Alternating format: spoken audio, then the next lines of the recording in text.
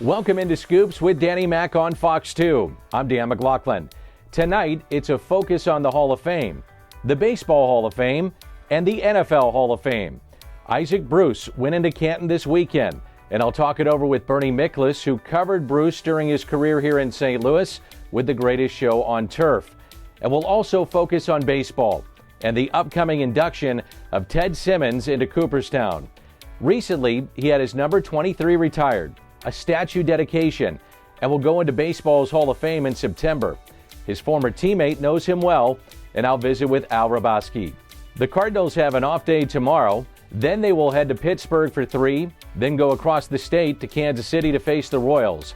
When they come back to Busch Stadium on the 17th, it's David Freese Night at the ballpark. Freese hits it in the air to center. We will see you tomorrow night.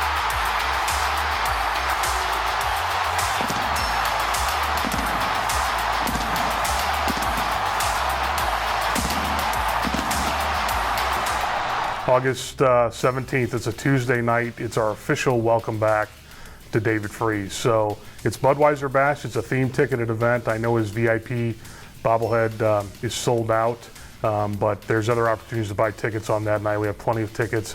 Tuesday night, opportunity to get an affordable ticket at Busch Stadium and come and welcome back our hometown hero.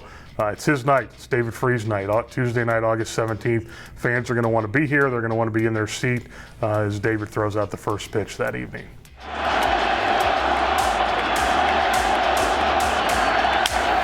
In the air to left, well hit. Back is Craig. What a team.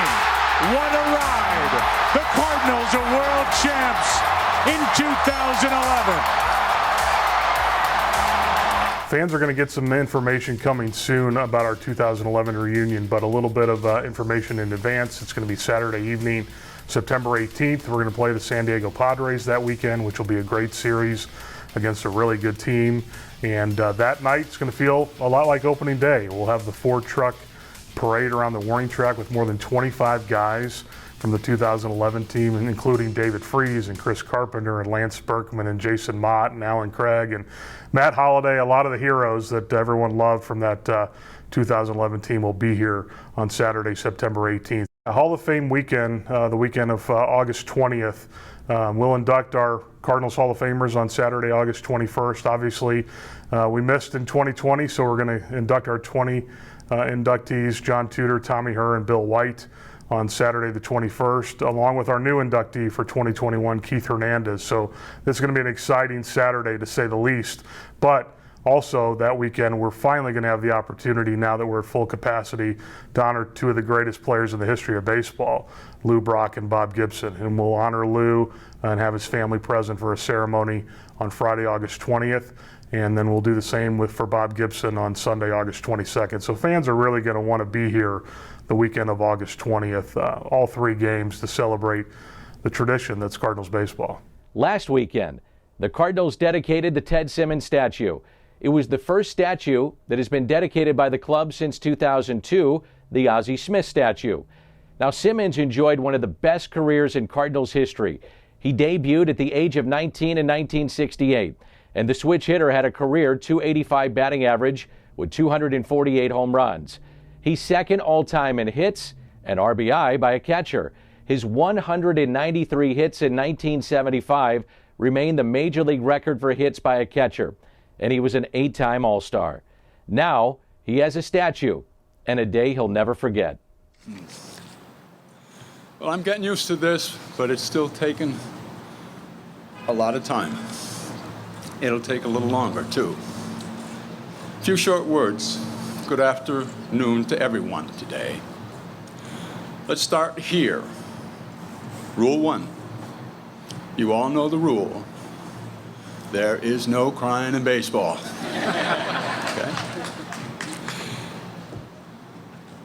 If you all understand that, it might be something I'll get able to get through without making a fool of myself.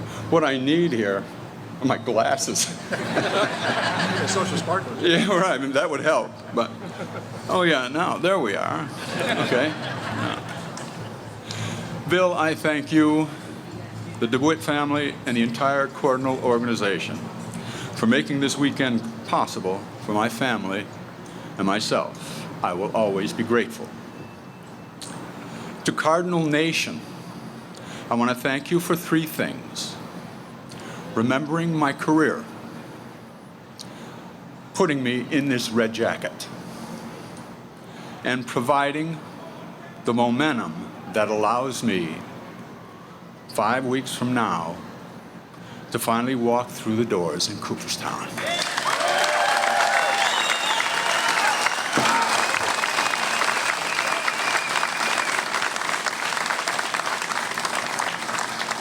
We all know the stories of little boys who dream of becoming major league players.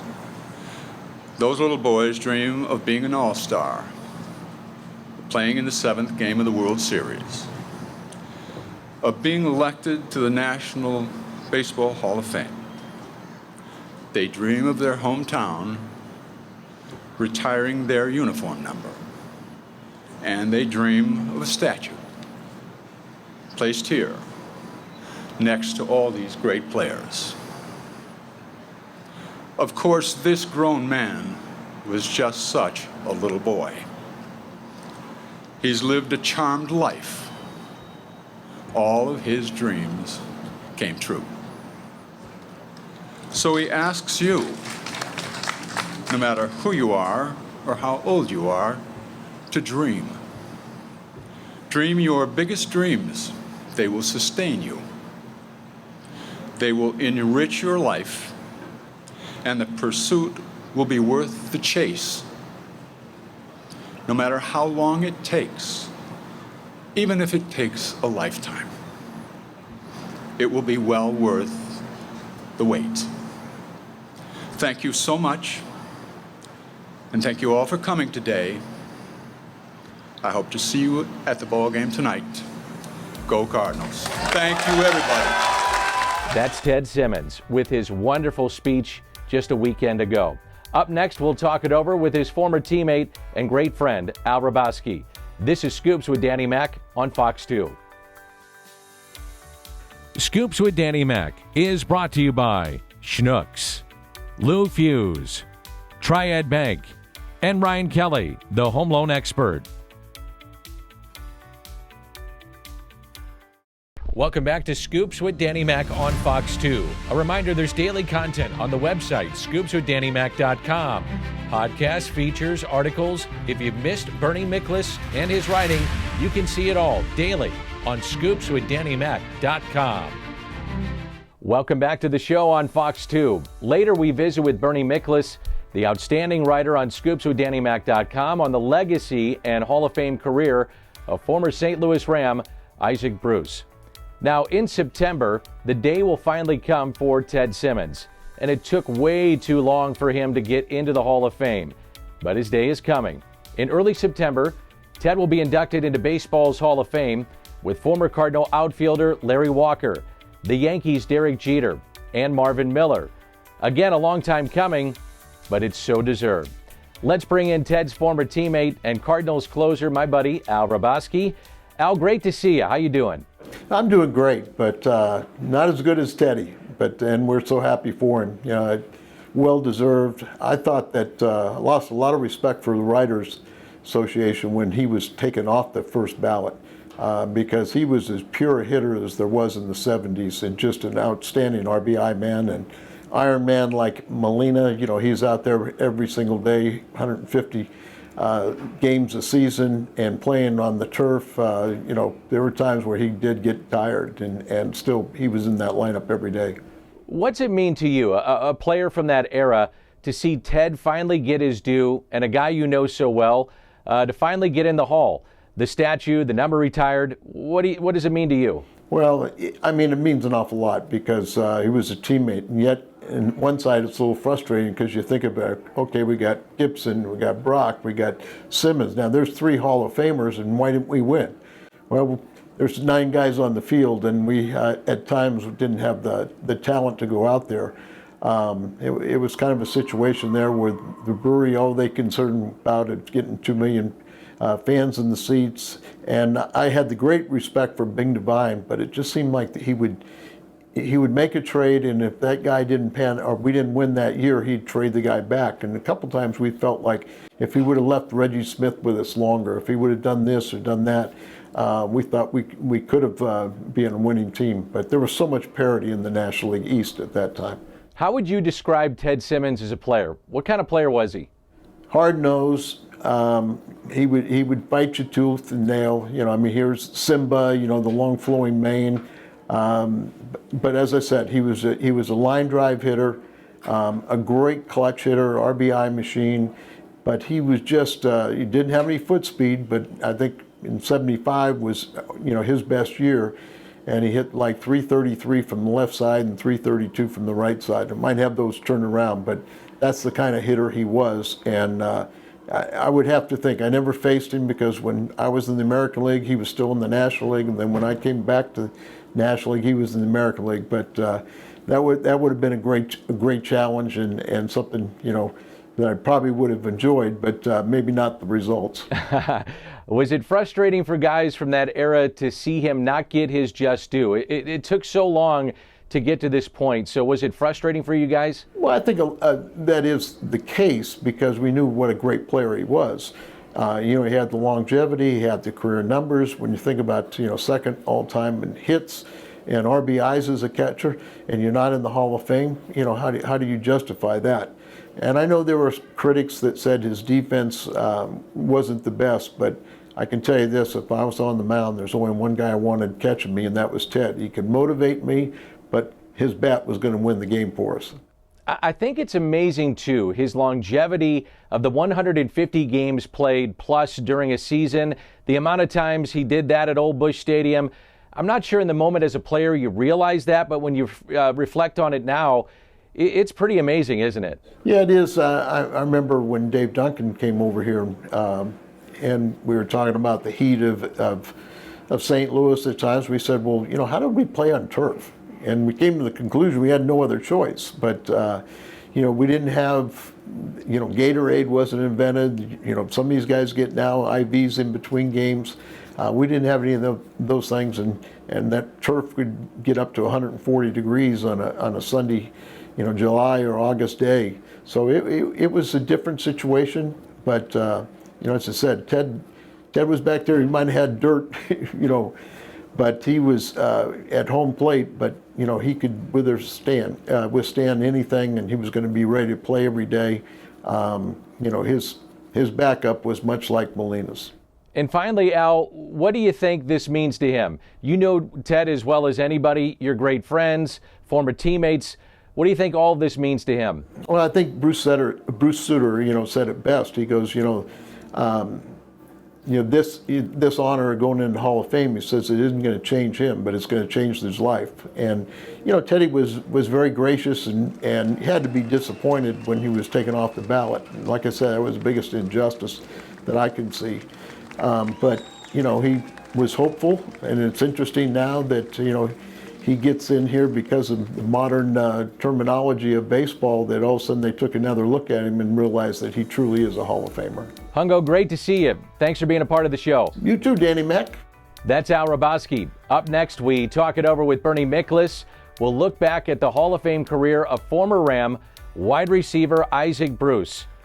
He's now in the Hall, and that's next on Fox 2. Scoops with Danny Mac is brought to you by Blue Tail Medical Group, On the Run, Delta Dental, Hair Saloon for Men, and Lordo's Diamonds.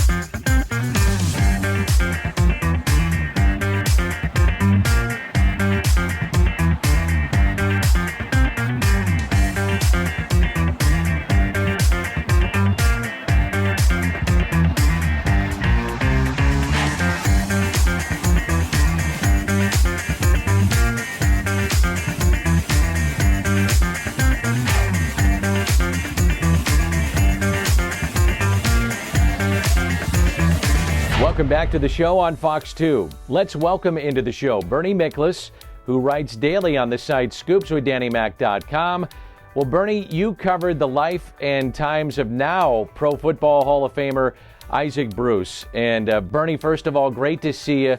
What does this mean to sports fans in St. Louis and for you personally to see Isaac Bruce go into the Hall of Fame? You know, on a personal note, I'm just thrilled. It's actually a very moving experience. Of all the Rams, I was closest to Isaac Bruce, and that even started before they moved to St. Louis. I had a great conversation with him while they were still in LA before they actually moved. And I find him to be just as impressive a human being, if not more so, than he is as a player.